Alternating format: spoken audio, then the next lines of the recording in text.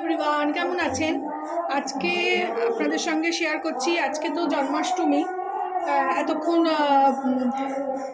তালের বড়া শুটিং করলাম, তো সেটা আজকে ছাড়বো।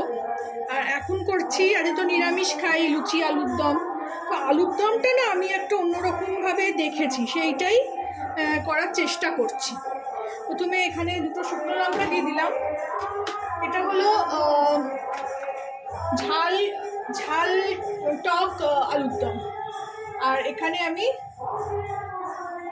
অল্প একটু জিরে একটু মচমচে করে প্রথমে ভেজে নেব। লঙ্কা তো বেশি খাই না জানেন, ওই জন্য দুটো লঙ্কাই দিয়েছি।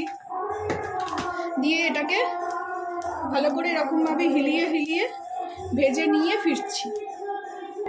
এখন এরকম একটু কালো কালো করে ভেজে নিলাম, নিয়ে এটা সরিয়ে রাখবো, ঠান্ডা করে নেবো। তারপরে এটাকে আমি গুঁড়ো করব।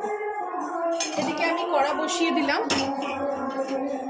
কড়া বসিয়ে সর্ষের তেল দিয়ে দেবো।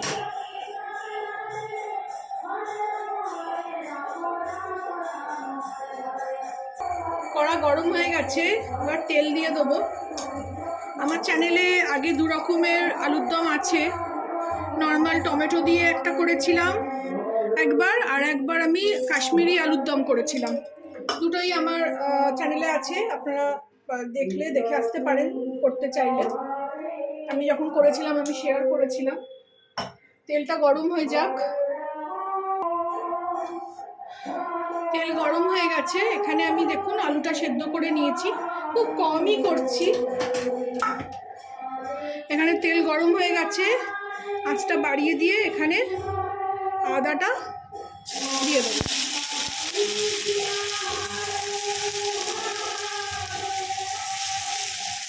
আদাটা একটু ভাজা হলে, এটাও আমি ইউটিউব দেখে শিখেছি, তো আজকে দেরি হয়ে গেছে সব জিনিস, তো ওই জন্য একটু শর্টাং ব্যাপারটা রেখেছি। আদা ভাজা হয়ে গেলে জিরে আর লঙ্কা গুঁড়ো যেটা করে রেখেছি সেটা দিয়ে দেবো। সেটা দিয়ে একটু কষিয়ে নেব। এইবার এতে আলুটা ছেড়ে দেবো।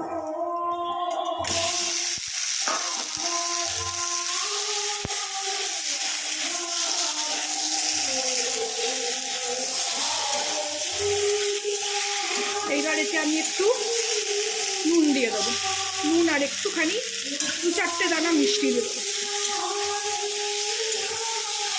ভালো করে একটু নাড়িয়ে নিয়ে আগে, মানে আমি যখন দেখেছিলাম আমার দেখেই খেতে ইচ্ছে করছিল, মানে এখন আমি যখন করছি তখন আমার মনে হচ্ছে কতক্ষণে খাবো, এত সুন্দর দেখতে লাগছে। এবার এখানে নুন দেবো, এখানে আমি স্বাদ মতো নুন দেবো। আলুটা যখন সেদ্ধ করেছি তখন শুধু দুটো তেজপাতা দিয়ে সেদ্ধ করেছি।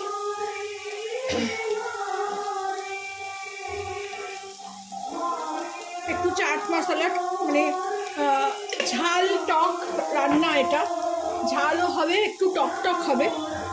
তো যেহেতু শুকনো লঙ্কা দিয়েছি আমি, কাঁচা লঙ্কা দিলাম না।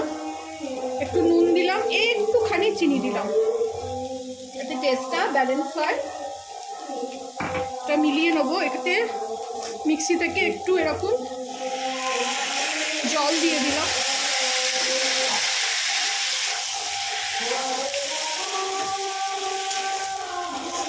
কিছুই নয়, খুবই চটজলদি রান্না, খেতেও খুবই ভালো লাগবে, কারণ জিরে ভাজা আর শুকনো লঙ্কা ভাজা। এইবার এতে আপনাদের কাছে লেবু থাকলে দেবেন, আমার কাছে লেবু নেই আজকে, তাই জন্যে আমি একটু চাট মশলা দেব, তাতে একটু টক টক ব্যাপারটা হয়।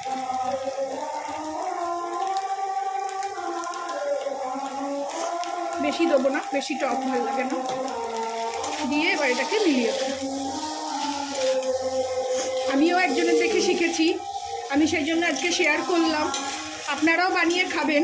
এটা একটু সন্ধ্যেবেলাকার না স্ন্যাক্স হিসেবেও ভালো লাগবে, মানে আলু কাবলি টাইপের অনেকটা ফিলিংস আসছে, মানে গন্ধটা ওরকমই ছাড়ছে একদম। আমাকে জানাবেন কেমন লাগলো। ভালো লাগলে আমার চ্যানেলটাকে একটা লাইক, শেয়ার অ্যান্ড সাবস্ক্রাইব করে দেবেন। রেডি হয়ে গেল আমার টক ঝাল আলুর দম। Thank you for watching.